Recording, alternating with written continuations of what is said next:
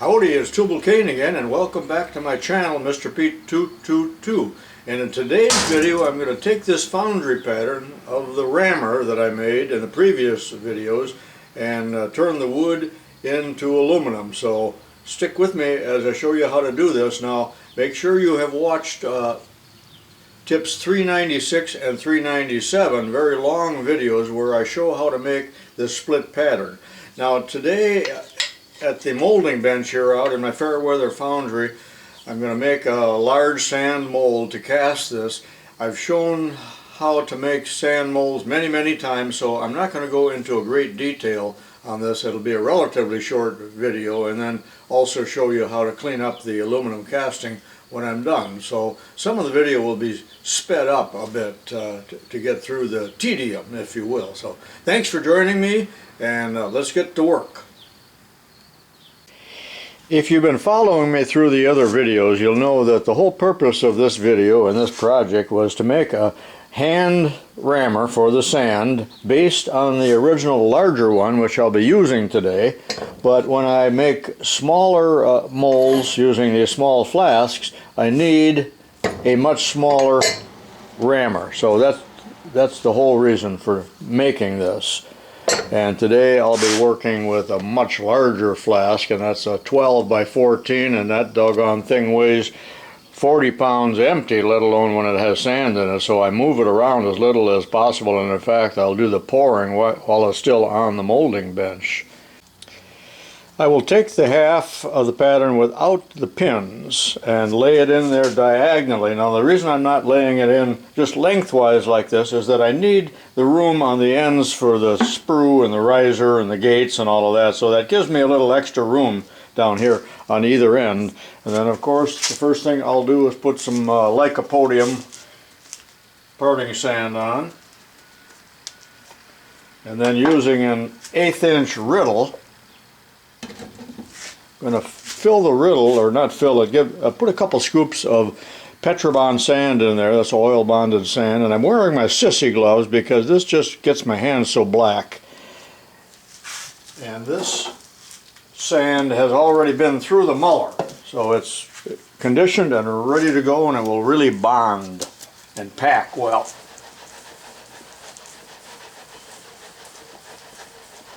Idea is just to cover the pattern.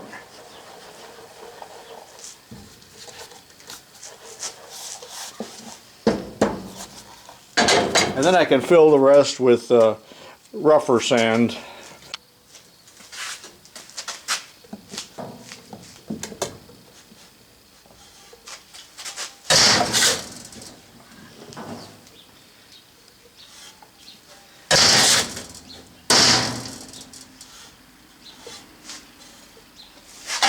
I like to start packing it before the mold is entirely full.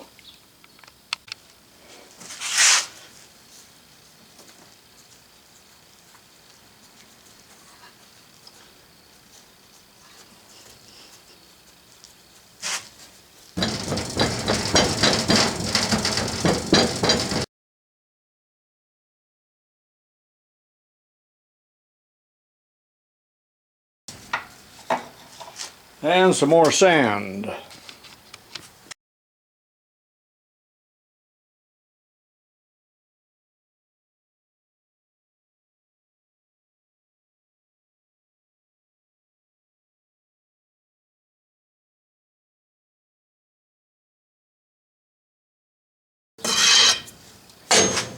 And the mold is half finished. I like to roll the flask over, and again this is the drag half, if I didn't mention that, with the pins on it, but I like to keep the board on it until it's flipped over so the pattern doesn't drop out. And this pattern is so slick and smooth that I'm sure that it would drop right out of there and possibly tear the sand a little bit. So I'll roll the whole thing over like this.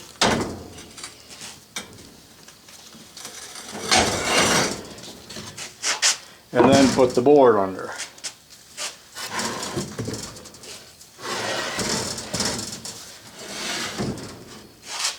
And it's quite heavy for a 74-year-old man.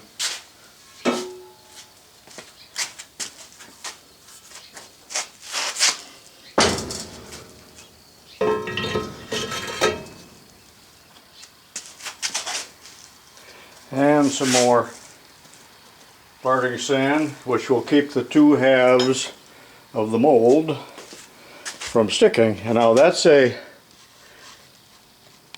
4-inch deep cope and drag, and I just put the cope on.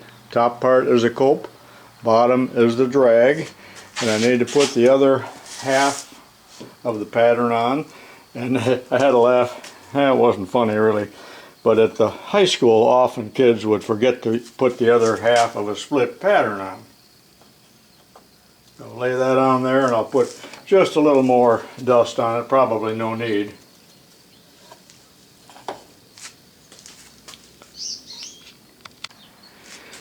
Did I mention that this is my mini mite sand muller, and I like to recondition the sand, at least the sand that's going to go next to the pattern. So I just dumped the sand in right here. This will hold about 40 pounds. Turn it on. From time to time I add a little bit of Petrobond powder or oil, and after just a few minutes I'm ready to dump it, and that sand is ready to use for, put it right into the sieve, the riddle. This pattern has thick spots on it. That is, it's a rather large amount of aluminum there on each end where it's massive, and that is an area that has a tendency to shrink. And because of that shrinkage, I need to have a riser or a way to control that shrinkage. And instead of using my usual smaller type of brass sprue here, which is tapered, I'm going to use this 1.25 inches or 1.5 inches, whatever it is. That's chrome plated from a kitchen sink or a bathroom sink. So, and I sharpened it, and I will, after the sand is packed here, cut a sprue on each end like that. But before I cover this up, I need to mark that. And the way I mark it, if I can't remember it, sometimes I can remember it, I just take soapstone or chalk and mark it. In other words, coordinates for it, so I know where to cut that sprue. And now I'm ready to start packing it. And this side of the flask is just really identical to the other side as far as the procedure for molding. I've got an early morning sun here that's very bright. It's cool and wet late in August. You can already see the early signs of autumn.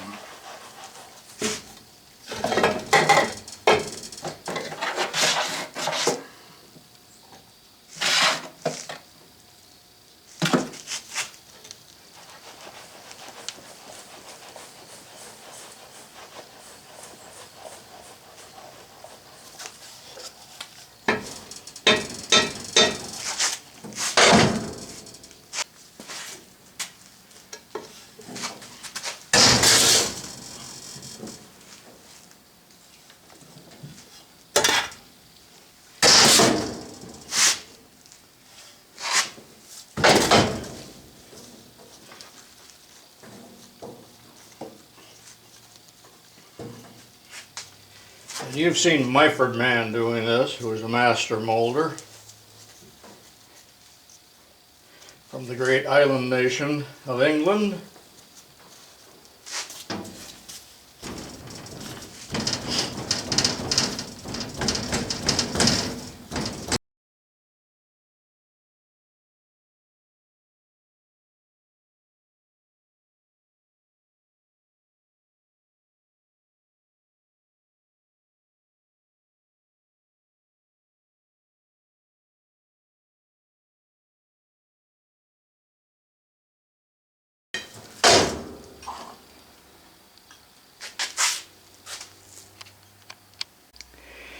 And now with the mold struck off, I'm going to sink the two sprue holes, or one's the risers, up to the depth of what I have here.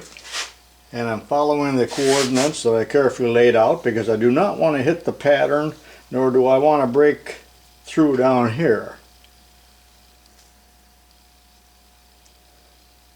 It would work better if these were tapered, but they're not.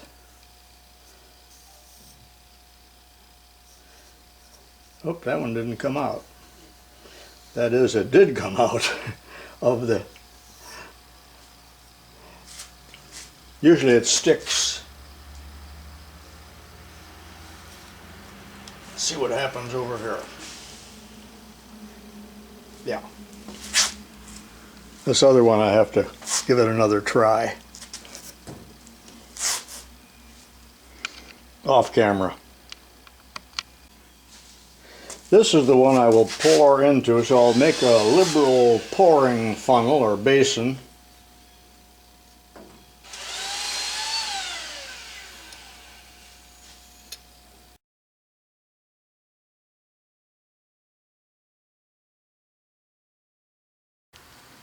Now I'm going to take the mold apart, take the cope off and set it off to the side. I hope that the pattern doesn't drop out of the cope, but I suspect it will just by sheer gravity. So let's see what happens.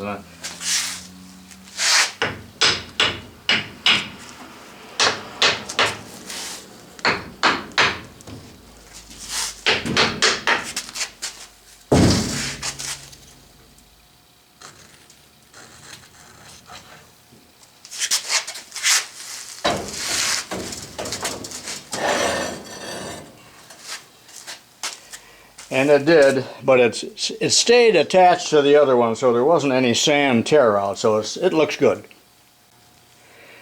This is the cope, so I'm going to cut some gates.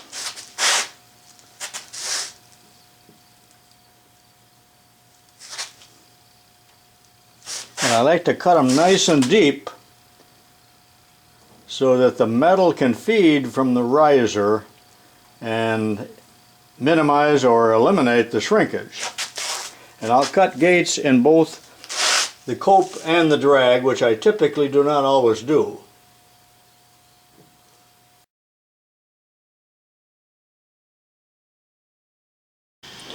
And now the drag half here, let me take the pattern out.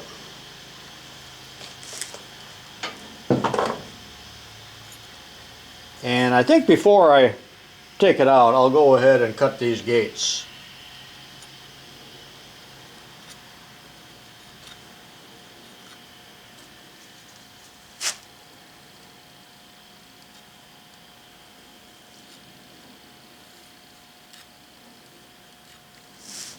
See what that looks like. You still here, Jordan? I'm here. Say hi to the camera. Hello. Jordan says he wants to be a foundryman.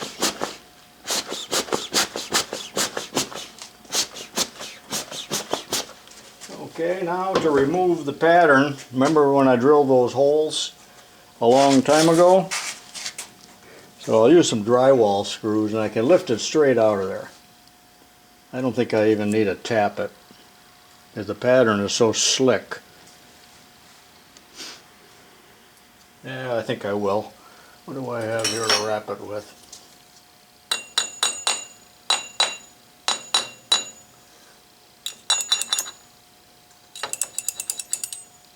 I don't know if that did much.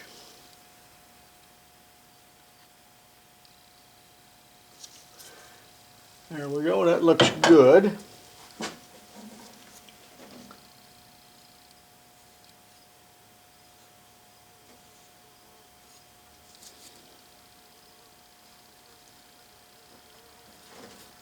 You got to have the gates good and deep so they don't freeze off, and that's also why I cut the sprue so close to the casting, so they're short, thick gates.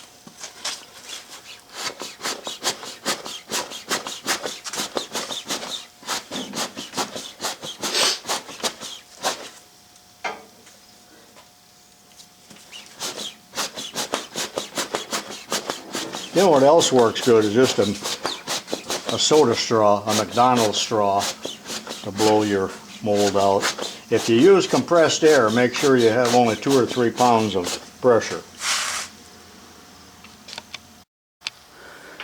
The mold is blown out and clean, and I'll put it back together.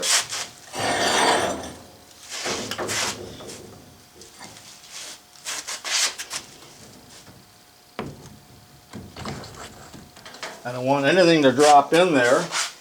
And I'm going to use, if I can find it here, a bit of a weight. You know, there's some hydraulic pressure on a larger casting. I doubt that it could raise that 50-pound half, 60 pounds, but generally on big castings there's some kind of weight, and I will pour into this sprue hole here in about a half hour when I get the metal ready. The aluminum, of course, at about 1250 Fahrenheit. Be right back. The aluminum is molten and about ready to pour. Here we go.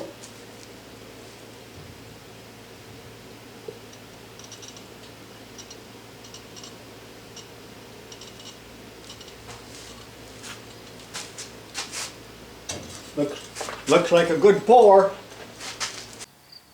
It's been a full 2 hours since the pour, and it's still pretty warm. Probably going to be too hot to touch inside, but let me take it apart and see what we got.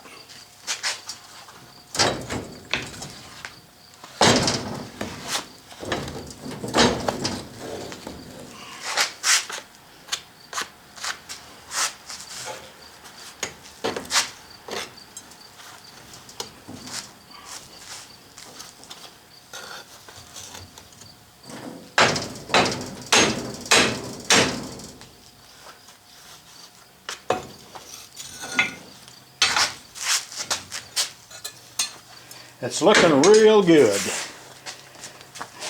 And what I was watching for, or trying to avoid, is any kind of shrinkage, well, in the thick spots. That is there shrinkage right there or there? And there is none. The shrinkage, of course, occurred up here in the riser, or where I poured it. And the idea is for a riser to feed liquid metal into the main casting as it cools to avoid shrinkage. And I'll knock out the rest of the sand. Easy enough.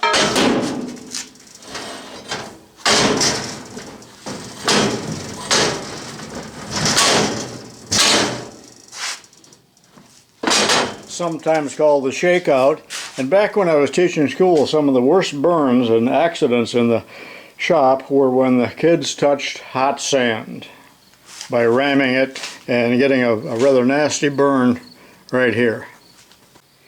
And so I went from the large original to a pattern to the final casting. A successful one. I will make one more off camera. Boy, that is hot yet. So that I have a pair of them, because I may make some modifications in the final casting, as I talked about in the pattern making videos. And I'm still not done, so let's go on down in the basement and see how I deal with cleaning this up and with hopefully machining the ends, because the very ends that touch the sand are going to be pretty rough cut, and they still got that pattern draft that I want to remove. So downstairs we go.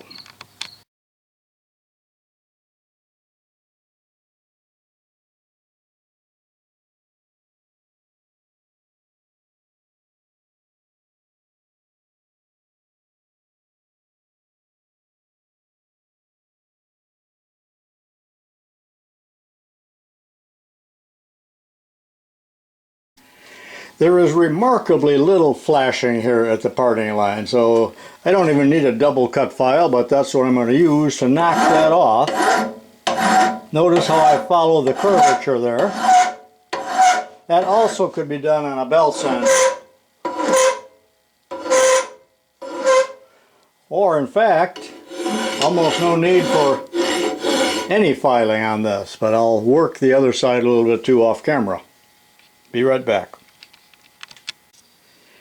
It's 2 days later. I've been traveling, going to steam shows and having fun, but now I'm back to reality here, and in the meantime I also made another one. But my dilemma here was, how am I going to machine this? Well, that could just be filed, or sanded it. You know, it really isn't that critical. Same thing with this end, but I have the urge to machine it, I guess, because I'm a machinist. So how am I going to hold it? Remember, I was emasculated and lost my center holes. By the way, if you like my videos, leave a nice comment and give me a thumbs up. If you don't like them, well, you don't have to do anything.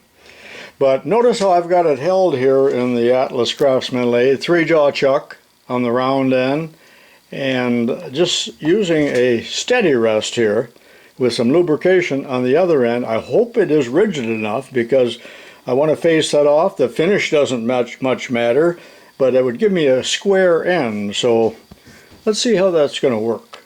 I haven't tried it yet. I'm a bit tense, to say the least, if not less.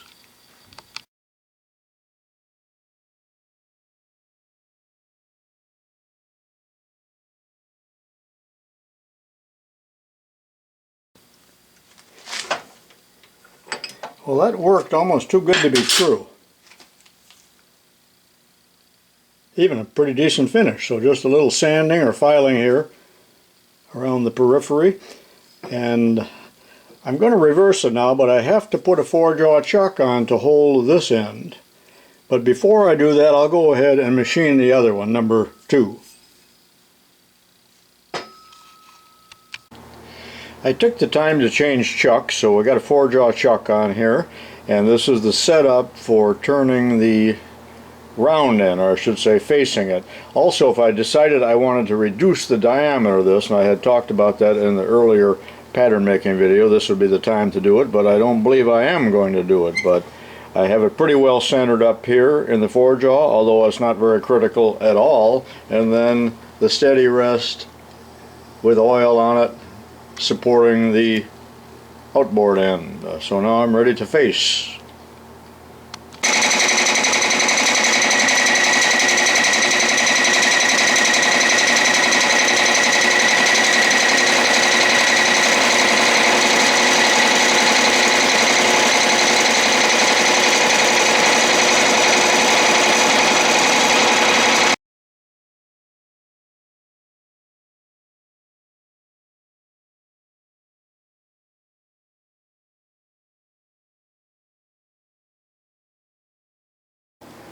Well, that's about it. From this to the finished rammers, and they weigh about 2.5 pounds each.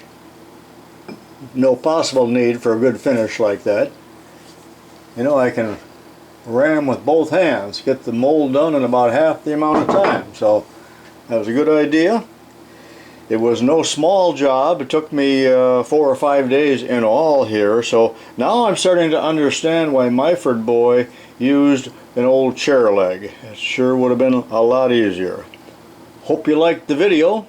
Keep watching. This is tubalcain saying so long for now.